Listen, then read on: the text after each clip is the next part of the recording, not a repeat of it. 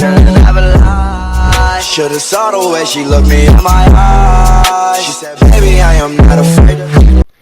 Bonjour, bienvenue dans une nouvelle petite vidéo Jujutsu Kaisen. Bienvenue, bonjour à tous, j'espère que vous allez tous et toutes bien. Petite vidéo Jujutsu Kaisen, on va parler d'un truc un petit peu spécial, on va parler d'un combat qui est encore en cours dans l'œuvre actuellement. C'est évidemment Akari versus Uraume. On va pouvoir parler de ce combat, on va pouvoir essayer d'imaginer comment ce combat va pouvoir se finir, qui va gagner, qui va avoir les avantages principaux, qui vont avoir quels vont être les problèmes qui vont s'imposer à ce combat, etc., etc. On va avoir pas mal d'informations. Est-ce qu'on a réellement des arguments clairs et nets pour nous faire dire que Akari est beaucoup plus fort ou que Uraume est beaucoup plus fort? On va voir un petit peu tout ça. On va essayer de comprendre comment le combat pourrait se dérouler tous ensemble et puis on va essayer de donner un vainqueur à la fin, même si ma réponse sera plutôt narrative plus que très argumentée par des rapports de puissance clairs. Alors en fait, si je m'intéresse réellement à ce combat et si j'en fais une vidéo complète, c'est tout simplement parce que l'issue de ce combat va être extrêmement importante pour la bataille finale qui a lieu actuellement dans le monde de l'exorcisme. Évidemment, si Uraume gagne ce combat face à Akari, il va certainement aller en direction de Sukuna pour l'aider, ou en tout cas faire des manœuvres dans le dos des exorcistes pour pouvoir aider Sukuna. Et si au contraire c'est Akari qui gagne bel et bien ce combat face à Uraume, et bien lui il va évidemment aller aider les exorcistes tels que Yuji, Maki, etc. qui sont en train de se battre actuellement, ainsi que Miguel et tout, qui sont en train de se battre actuellement face à Sukuna. Si Akari gagne ce combat, il est fort probable qu'il aille rejoindre les exorcistes pour lui aussi combattre Sukuna, et donc on aurait un Sukuna vraiment en grande difficulté parce qu'Ikari est un des exorcistes les plus puissants du monde. Et si c'est Uraume qui gagne ce combat, et bien Sukuna va avoir un grand avantage face aux exorcistes parce que Uraume est un personnage très puissant.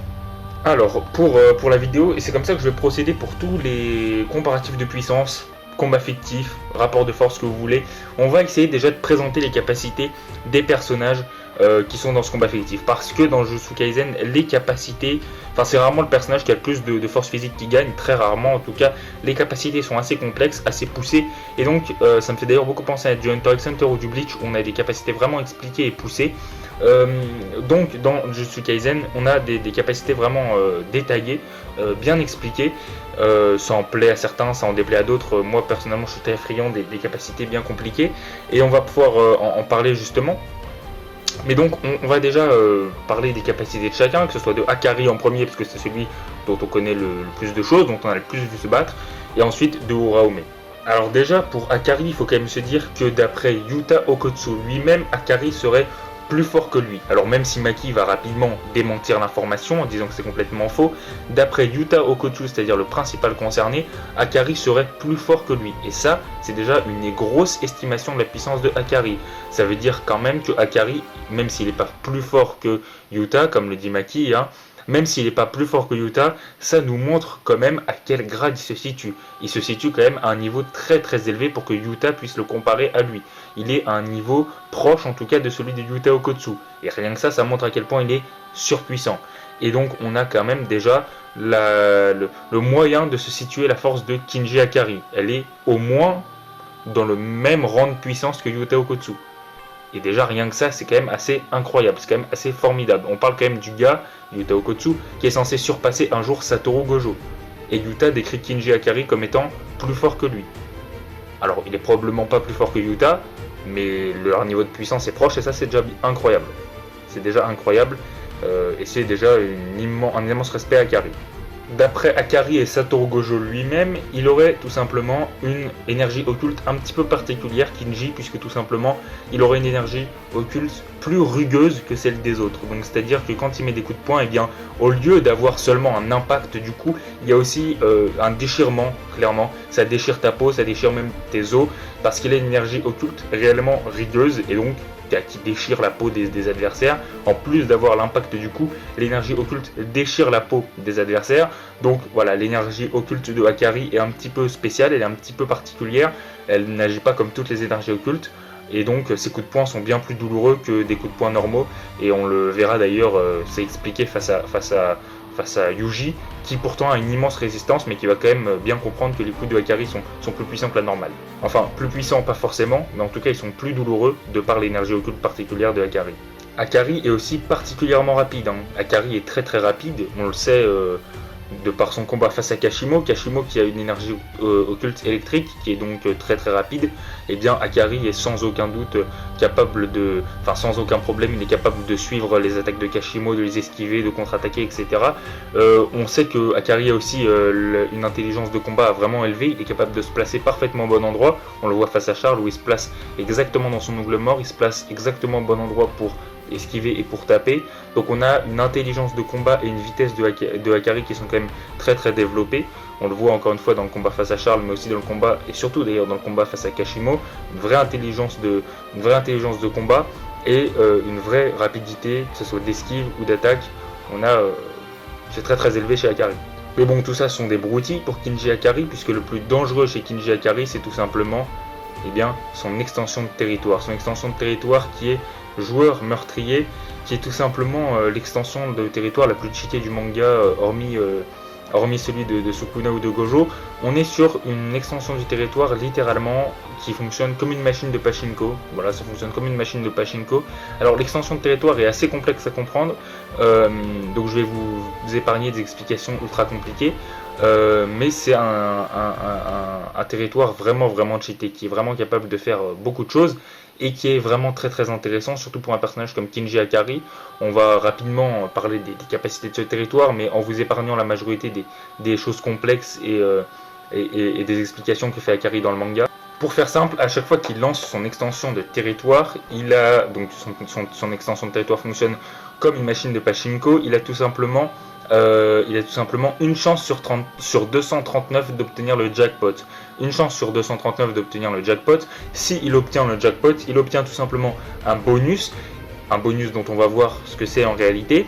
Et grâce à ça, également, la prochaine fois qu'il utilisera son extension de territoire, ça augmente la probabilité d'obtenir un jackpot. Donc donc à chaque fois qu'il lance son extension de territoire, il a une chance sur 239 d'avoir le jackpot. S'il obtient le jackpot, il a un bonus. On va parler du bonus tout à l'heure parce que c'est le plus important. Et il a la garantie qu'au prochain coup, la probabilité d'obtenir un jackpot sera plus élevée. Donc ça, c'est quand même assez incroyable, c'est quand même assez cheaté. Surtout quand on sait ce qu'est réellement le bonus, dont on va parler tout de suite. Si Kinji Akari obtient bel et bien le jackpot, et bien le bonus c'est tout simplement que pendant 4 minutes et 11 secondes, il a tout simplement un flux ininterrompu d'énergie occulte dans son corps. Et pour pallier à ce flux ininterrompu d'énergie occulte qu'il a dans son corps, il peut se régénérer tout simplement sans y faire attention. C'est juste instinctif, même plus qu'instinctif, c'est automatique. Sa régénération est littéralement automatique de par le flux ininterrompu d'énergie occulte dans son corps. Sa régénération est automatique, elle est directe, et cela dure pendant 4 minutes et 11 secondes. Pour faire simple et sans trop se prendre la tête, littéralement pendant 4 minutes et 11 secondes, Kinji Akari peut survivre à n'importe quelle blessure, il est quasiment immortel. Tu lui coupes un bras, son bras repousse. Tu lui coupes le foie, son foie repousse. Tu lui coupes une jambe, sa jambe repousse. Tu lui fais un trou dans le bide, son bide se régénère. Enfin bref, littéralement, aucune blessure ne peut lui faire subir de réels dégâts. Pendant 4 minutes et 11 secondes, Kinji Akari est quasiment immortel. Je dis quasiment parce qu'il y a quand même une façon de le tuer, mais c'est très très compliqué. Et même Kashimo n'a pas réussi. Le seul moyen de vaincre Kinji Akari durant ces 4 minutes et 11 secondes, c'est tout simplement de le débarrasser de sa tête. Tout simplement. Il n'y a pas plus efficace. Soit en la coupant, soit tu peux la trancher, tu peux la perforer, tu peux l'écraser, mais en tout cas il faut qu'il n'y ait plus sa tête sur ses épaules. Il faut que sa tête disparaisse de son corps. Et si sa tête n'est plus là, t'as gagné le combat. Mais c'est le seul moyen de vaincre Kinji Akari durant ces 4 minutes et 11 secondes, c'est de le priver de sa tête. Tout simplement. Sinon, il peut utiliser ce sort pendant 4 minutes et 11 secondes, se régénérer comme il veut. C'est quand même extrêmement cheaté, c'est un pouvoir extrêmement cheaté. Encore une fois, je le redis, mais pendant 4 minutes et 11 secondes, le seul moyen de le vaincre, c'est de le priver de sa tête. Sinon, peu importe la blessure que tu lui infliges, il sera toujours en vie, il sera toujours debout, il n'aura aucun problème à se battre puisqu'il va se régénérer automatiquement. Donc ouais, c'est le seul moyen. Dernier élément à prendre en compte par rapport à Akari, c'est qu'il a quand même réussi à vaincre le grand Charles. Bon, ça à la limite ça va, mais il a aussi réussi à vaincre Kashimo. Kashimo qui est quand même un exorciste millénaire, surpuissant. Bon certes, on sait que Kashimo n'était pas non plus à 100% face à Akari, de par tout le contexte qui l'entoure. Kashimo gardait sa puissance pour Sukuna, etc., etc. Kashimo voulait pas tout donner, il voulait tout garder pour Sukuna, on est d'accord. Mais quand même, on a quand même un gros Kashimo qui se pointe devant Akari, ou plutôt Akari qui se pointe devant Kashimo, et il arrive à vaincre Kashimo. Donc ça c'est quand même assez incroyable. Être capable de vaincre Kashimo, c'est pas n'importe quoi, même si encore une fois Kashimo n'était pas à 100%, on a quand même Akari qui a gagné le combat. Alors certains vont dire que c'était un match nul, et je suis prêt à l'accepter, mais globalement Akari a dominé la fin du combat, donc je pense que Akari aurait gagné le combat, même si Kashimo n'était pas à 100%, Akari a quand même réussi à gagner, et ça fait quand même, c'est un gros trophée dans son palmarès. Alors, pour Uraome et ses capacités, c'est un petit peu plus flou. On a quelques informations, mais c'est beaucoup plus compliqué de déterminer réellement sa puissance grâce à ce qu'il, enfin elle ou il d'ailleurs, on ne sait pas, grâce à ce qu'il a pu apporter dans le manga. Les informations qu'on a, c'est tout simplement déjà que c'est un très très vieil exorciste. Il a plus de 1000 ans, c'est un exorciste millénaire qui a été au service de Ryomen Sukuna, puis de Kenjaku, puis à nouveau de Ryomen Sukuna. Enfin en réalité, il n'était pas réellement au service de Kenjaku. S'il était au service de Kenjaku, c'est parce qu'il avait des intérêts communs. Mais en réalité, il a toujours été au service et il a été l'humble serviteur de Ryomen Sukuna pendant plus de 1000 ans. En tout cas, ce qu'on sait, c'est que Uraome a plus de 1000 ans, c'est un exorciste millénaire qui a réussi à survivre jusque-là, et ça c'est assez incroyable, en étant toujours considéré par les plus grands, Sukuna, Kenjaku, etc. Donc Uraome, on a l'information quand même qu'il a pu survivre plus de 1000 ans, tout en étant entouré des plus grands, et en ayant la confiance des plus grands. Ça c'est quand même déjà assez incroyable. On sait également que Uraome maîtrise la glace et que grâce à son pouvoir de glace surpuissant, il a quand même été capable, enfin il ou elle d'ailleurs, vous dites ce que vous voulez, il a quand même été capable de maîtriser pas mal d'exorcistes à Shibuya, notamment le plus prestigieux d'entre eux, Kusakabe, mais aussi Yuji, Shozo, Noritoshi si je me trompe pas, Panda. Donc voilà, il y avait quand même pas mal d'exorcistes à ce moment-là, et Kusakabe n'a rien pu faire par ailleurs. Donc Uraome a au moins le niveau d'un classe 1, voire un classe 1 spécial. Enfin, le classe 1 spécial n'est pas un grade en soi, mais vous m'avez compris, globalement Uraome est obligatoirement à un niveau proche ou supérieur des classes 1. Il peut pas être en dessous d'un classe 1, en sachant qu'il a réussi clairement à piéger très très facilement Kusakabe. Donc on sait déjà que Uraome a au minimum, au grand minimum, le niveau d'un classe 1. Et ça peut être plus, mais vraiment le palier minimum de Uraome, c'est un classe 1. Il peut pas être plus faible qu'un classe 1, vu comment il a piégé Kusakabe, Yuji, Shozo, Panda, Noritoshi, etc. C'est pas possible que Uraome soit plus faible qu'un classe 1. D'ailleurs, en parlant de Kusakabe, il dira lui-même que Uraome a des capacités réellement impressionnantes, qu'elles sont des capacités de très très haut niveau. Kusakabe le dira lui-même, ce sont des capacités de très très haut niveau, qui sont vraiment impressionnantes. Et par exemple, Uraome maîtrise le sort d'inversion, ce n'est pas le cas de tous les exorcistes. On a vu par exemple que Akari, bien que son territoire soit extrêmement cheaté, s'il n'a pas le jackpot, il ne maîtrise pas le sort d'inversion. Un personnage du niveau de Akari ne maîtrise pas le sort d'inversion. Ça c'est quand même assez incroyable. Par contre, Uraome, lui, le maîtrise. Après, évidemment, il a plus de 1000 ans d'expérience dans l'énergie occulte, et ça aussi c'est quelque chose d'important, mais il a plus de 1000 ans d'expérience. Plus de 1000 ans d'entraînement de maîtrise de l'énergie occulte. Et c'est pour ça qu'on pourrait corroborer les propos de Kusakabe, qui nous dit que ses capacités sont impressionnantes, que ses capacités sont réellement d'un niveau élevé. Bah évidemment, il a plus de 1000 ans de maîtrise dans plus de 1000 ans d'entraînement dans la maîtrise de l'énergie occulte. Donc forcément, ça aide. Malheureusement, l'analyse va s'arrêter là pour Uraome parce qu'on n'en sait pas plus. On n'en sait pas plus sur lui, qu'est-ce qu'il a pu faire de particulier, est-ce qu'il a une renommée particulière, on n'en sait pas plus de Uraome. Les seules choses qu'on peut en tirer, c'est ce que je vous ai dit précédemment, des capacités réellement impressionnantes, d'un très haut niveau, qui a été capable de gérer plusieurs exorcistes, dont un classe 1, qui est quand même reconnu par les plus grands comme Kenjaku ou Sukuna, qui a quand même une expérience millénaire, donc voilà. Après, on n'a pas d'éléments factuels prouvant un réel niveau de puissance de Uraome. Le seul qu'on a, c'est évidemment, comme je l'ai dit, le combat à Shibuya, où il nous montre clairement qu'il est au minimum, vraiment grand minimum, niveau classe S, et qui sera, enfin, grand minimum niveau classe 1, et qui se rapproche plus des classes S que des classes 1, puisqu'il a vraiment dominé Kusakabe. Enfin, Kusakabe n'a rien pu faire, il s'est juste fait prendre par la technique de glace de Uraome. Donc, ouais, c'est ça les seuls arguments vraiment factuels qu'on peut avoir sur Uraome. Malheureusement on n'en sait pas plus, mais ça nous place déjà le personnage et ça nous montre déjà qu'il est quand même très très très puissant, tout simplement. Maintenant qu'on a dit tout ça, on va quand même pouvoir parler de la comparaison, parce que c'est ça qui nous intéresse le plus. on va devoir comparer les deux personnages et essayer de dire lequel des deux est le plus puissant et lequel des deux va gagner le combat. Alors c'est assez difficile de les comparer avec seulement les éléments qu'on a à notre disposition, mais on peut faire quand même quelques suppositions qui peuvent s'avérer justes ou fausses, mais on peut quand même supposer quelques petits trucs. Déjà, à Shibuya, lorsque Yuki est arrivé, Uraume n'a même pas cherché à l'affronter et Kenjaku s'est barré avec lui. Alors, ça, on peut pas en tirer non plus de grandes... Enfin, on peut pas en déduire grand-chose.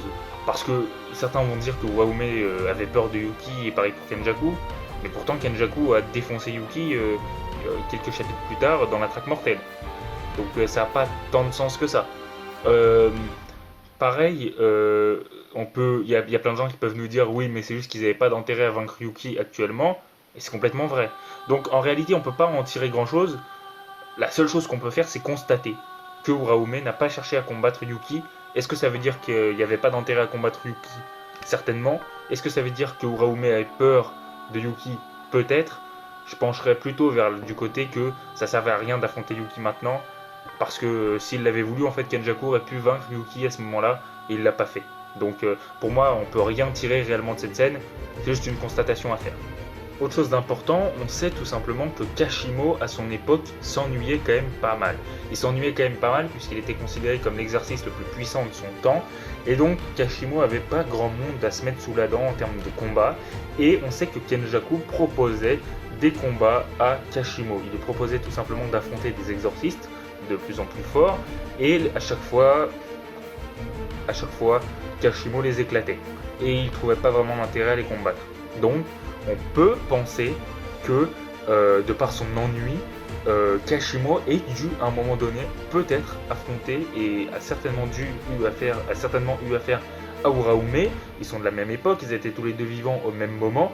Si Kenjaku lui a fait combattre des exorcistes puissants, à un moment donné, Kashimo a certainement vaincu, ou en tout cas affronté Uraume. Et vu son ennui, Kashimo a certainement gagné. Donc celle-ci, c'est une information à prendre en compte, même si elle n'est pas très précise. Encore une fois, c'est pas une information très précise, c'est pas un argument très qui n'est pas appuyé sur des faits réels, c'est simplement une supposition de ma part. En partant du principe que les deux étaient vivants au même moment, et que d'après Kenjaku et Kashimo eux-mêmes, Kashimo s'ennuyait, il devait affronter des exorcistes toujours de plus en plus puissants, parce que sinon il s'ennuyait à mourir, il en avait marre de combattre des êtres faibles. À un moment donné, Kashimo et Uraume, qui sont deux exorcistes de la même époque, qui faisaient partie des plus puissants de leur temps, se sont certainement affrontés à un moment donné. Et donc Kashimo a certainement affronté Uraume à un moment donné. C'est une simple supposition, mais ça devrait certainement être le cas. Et si c'est le cas, vu que Kashimo continue de s'ennuyer, c'est probablement que Kashimo a gagné face à Uraume. Donc, Kashimo, a priori, s'ils se sont bel et bien affrontés, était plus fort que Uraume. De plus, pour corroborer un peu tout ça, Kashimo était quand même considéré comme l'exorciste le plus fort de son époque, comme l'exorciste le plus fort de son temps. On en a pas mal des exorcistes qui ont été considérés comme les plus forts de leur époque. À l'époque de Satoru Gojo, c'était Gojo le plus fort. À l'époque de Ryomen Sukuna, c'était Sukuna qui était considéré comme le plus fort. Et à l'époque de Yuta, c'est-à-dire à l'époque actuelle, c'est Yuta qui est considéré comme le plus fort de la nouvelle génération. Enfin, je veux dire, Gojo est le plus fort de sa génération, Sukuna est le plus fort de sa génération, Yuta est le plus fort de sa génération, et bien Kashimo était le plus fort de sa génération. Si on considère que Kashimo et Uraume sont à peu près de la même génération, parce que Kashimo et Uraume, je l'ai dit, sont tous les deux des exorcistes millénaires, et bien a priori, Kashimo était plus fort que Uraume. Après, encore une fois, est-ce que la puissance de Uraume était bel et bien accessible à tout le monde? Est-ce que tout le monde en avait bel et bien conscience? Ou est-ce qu'il était un peu dans l'ombre de Sukuna? Ça, on ne pourra pas trop le savoir. Mais il est fort possible que Kashimo, de par quelques micro-indices, grâce à quelques micro-indices, on peut montrer assez rapidement que Kashimo était probablement plus fort que Uraume. Mais c'est franchement pas une affirmation, c'est plutôt des suppositions. En plus, on sait que Kashimo voulait affronter Sukuna, on sait que Kenjaku connaît Uraume. Je pense qu'il y a une forte possibilité pour que Kashimo et Uraume aient croisé le fer à un moment donné. Après, comme je l'ai dit, c'est pas du tout un fait du manga, rien ne le prouve. Il y a juste des micro-indices qui peuvent nous faire penser que Uraume et Kashimo ont bel et bien combattu, ou en tout cas se sont bel et bien rencontrés à un moment donné. Et s'ils ont combattu, pour moi, c'est Kashimo qui a gagné. C'est le seul réel indice en vrai qu'on pourrait explorer. Il n'empêche que je pense que Uraume, même s'il a perdu, Même si Uraume a perdu, je pense qu'il reste proche du niveau de Kashimo. Tout simplement. Bon, du coup, le seul réel point d'appui, c'est tout simplement Kashimo en réalité. Hein. Les deux, que ce soit Akari ou Uraume, semblent proches de Kashimo en termes de puissance tout en restant plus faible. Certains vont dire Akari a gagné contre Kashimo, oui, mais Kashimo n'était pas à 100%. Pour voir Kashimo à 100%, il fallait voir Kashimo face à Sukuna, on l'a vu. C'était encore plus fort que celui face à Akari. Donc Akari n'a pas gagné contre un Kashimo pleine puissance. Uraume a priori non plus.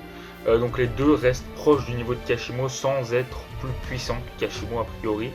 Les deux restent plus faibles que lui, mais en étant à peu près au même niveau.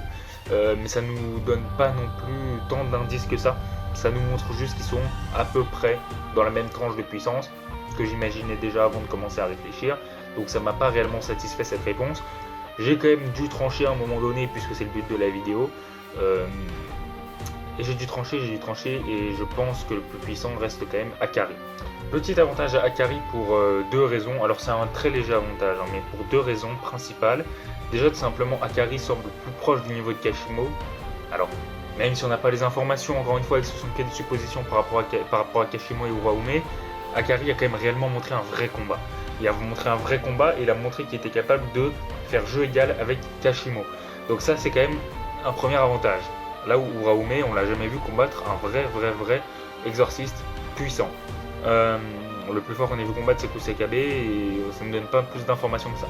Puis la deuxième raison pour laquelle je dis que Akari va gagner, c'est tout simplement que là à un moment donné il va y avoir besoin de renfort face à Sukuna et qu'on en a marre d'avoir des Kusakabe, des Miguel. Alors j'adore Kusakabe et je l'ai dit sur Twitter pour ceux qui me suivent, c'est un personnage que je kiffe alors qu'à la base j'en avais rien à foutre, mais finalement je le kiffe. Miguel m'a vraiment rassuré, mais j'en ai marre. Il va falloir que ça se finisse et c'est pas avec Miguel que ça va se finir, c'est avec Yuji, Yuta, Maki, Akari, c'est avec ces 4 là que ça doit se finir. À la limite Yuta peut-être qu'il sera pas là, mais Maki, Yuji, Akari doivent en finir. Et donc pour que Akari puisse intervenir, il faut qu'il batte Uraume. Donc c'est pour ça que je donne un léger avantage à Akari. En tout cas voilà, c'en est tout pour cette petite vidéo Jujutsu Kaisen, ce petit combat fictif. On verra ce qu'il en sera en tout cas quand les prochains chapitres seront sortis. J'espère que cette petite vidéo vous aura plu. On se retrouve évidemment pour plein de nouvelles vidéos sur Jujutsu Kaisen comme d'habitude. Cette chaîne est spécialisée sur le manga, donc il y aura plein de vidéos de Jujutsu Kaisen qui vont sortir très vite. Sur ce, moi je vous dis à très bientôt, plein de nouvelles vidéos de Jujutsu Kaisen et c'est ciao.